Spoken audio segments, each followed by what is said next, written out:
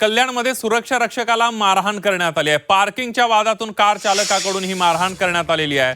मारहाणीची घटना सीसीटीव्हीत चित्रित झाली आहे। लोखंडी रॉड आणि लाथाबुक्क्यांनी या सुरक्षा रक्षकाला मारहाण करण्यात आलेली आहे।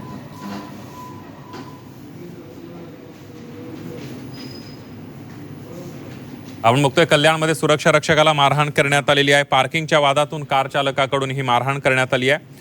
लोखंडी रॉड आणि लाथाबुक्क्यांनी या सुरक्षा रक्षकाला मारण्यात आलेला आहे। मारहाणीची घटना सीसीटीव्हीत कैद झाली आहे।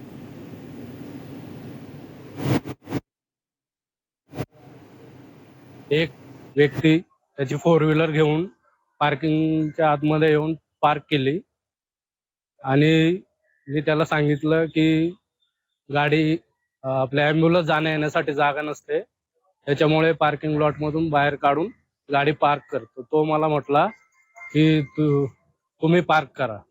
त्याच्यावरून तो माझ्याशी उलटसुलट बोलून शिवीगाळी देऊ लागला आणि मला मारहाण केली।